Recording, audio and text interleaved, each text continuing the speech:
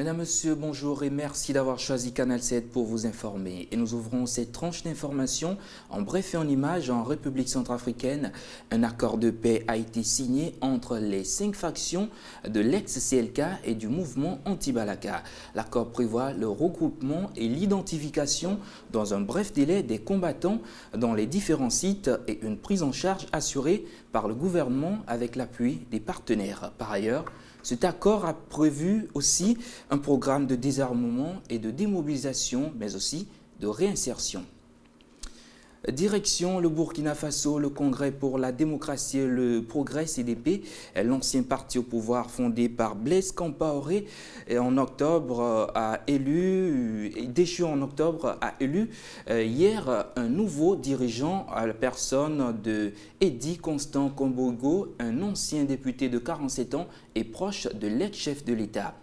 Eddy Kombogo, bien sûr, dans son premier discours, le CDP-ISBAC a-t-il lancé dans son premier discours promettant de ramener le CDP au pouvoir. Les élections présidentielles et législatives prévues en octobre sont cruciales pour le Burkina Faso et elles doivent permettre de doter ce pays d'un dirigeant, bien sûr. Tout de suite, nous partons vers l'Afrique de l'Est et précisément au Burundi, où à un mois des élections présidentielles, la tension ne décroît plus au Burundi. Face aux menaces des jeunes du parti au pouvoir, les populations effrayées ont décidé de quitter le pays pour se rendre au Rwanda voisin, dans le camp de Gashora, géré par le Haut Commissariat des Nations Unies pour les réfugiés. On note la présence de près de 5000 Burundais. Dina Koussou. Le 26 juin prochain, les Burundais éliront leur nouveau président de la République. Au regard de violents heurts qui secouent le Burundi, de nombreux habitants qui craignent pour leur sécurité ont choisi de partir du pays pour se réfugier dans des territoires voisins à l'instar du Rwanda.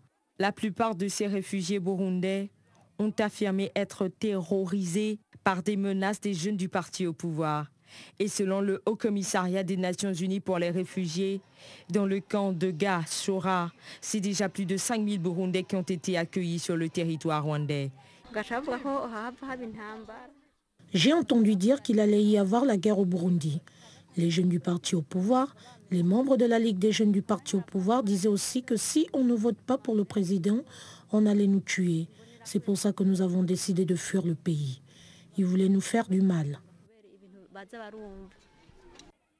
Parmi ces déplacés, certains membres de l'opposition ont eux aussi préféré quitter le pays pour exprimer leur désaccord contre le maintien au pouvoir du président Nkurunziza. Vous voyez très bien que Pierre Nkurunziza ne va pas relâcher son troisième mandat.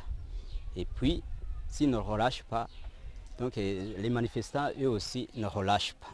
Puis, il y a donc tous les jours des morts et des morts. Et bientôt, peut-être, ça peut entamer d'autres provinces. Et puis, la guerre peut déclencher tout le pays.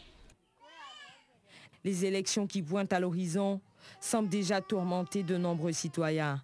Face aux voix discordantes qui s'élèvent contre le troisième mandat du président Pierre Nkurunziza, le pire serait à imaginer.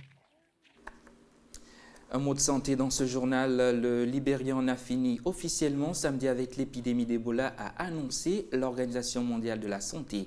Par ailleurs, l'OMS a appelé à rester vigilant en raison de la présence du virus en Guinée et en Sierra Leone voisine. Reportage.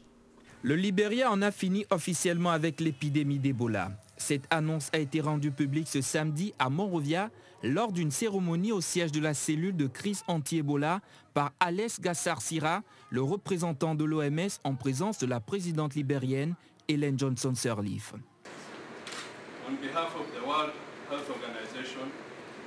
Au nom de l'OMS, de son directeur général Margaret Chan et du directeur Afrique Matshidiso Moeti, j'envoie mes sincères félicitations au peuple et au gouvernement du Libéria pour ce succès monumental. Merci.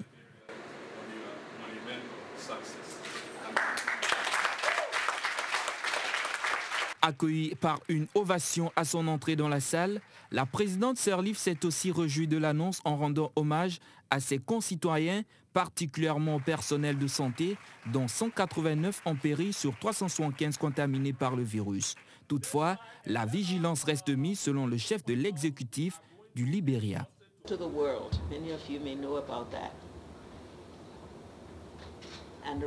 Nous avons écrit une lettre au monde que beaucoup d'entre vous connaissent. Leur réponse a dépassé nos attentes. À commencer par tous nos partenaires présents ou absents, je tiens à écrire une autre lettre au monde, cette fois pour les remercier. Il est temps de célébrer, mais restons attentifs et vigilants pour que notre joie ne soit pas interrompue, de manière à ce que cela dure et que nous puissions maintenant nous dédier au développement pour notre peuple, ce à quoi nous nous sommes tous engagés.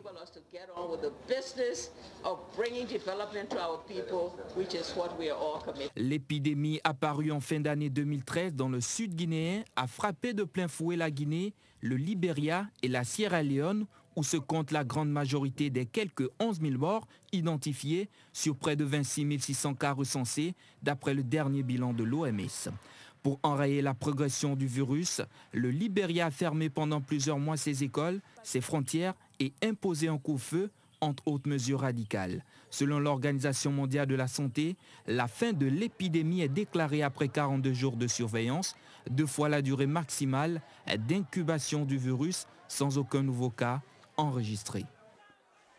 Et nous terminons cette tranche d'information avec une note nécrologique. L'ancien international de la RD Congo, Joseph Ilunga Mwepu, âgé de 65 ans, est décédé ce vendredi à Kinshasa des suites d'une maladie a-t-on appris ce dimanche de sources officielles. Joseph Ilunga Mwepu évolue au poste de défenseur latéral droit au sein de la sélection nationale du Zaïre, appellation à l'époque de la RD Congo, qui a remporté la Coupe d'Afrique des Nations en 1974, disputée en Égypte. Il disputera également la même année avec les Léopards, surnom de la sélection, le mondial en Allemagne, une grande première pour le pays malgré une élimination dès le premier tour et notamment une lourde défaite 9-0 face à l'ex-Yougoslavie. Voilà qui met un terme à cette tranche d'information. Merci d'avoir été des nôtres. L'actualité continue sur Canal 7.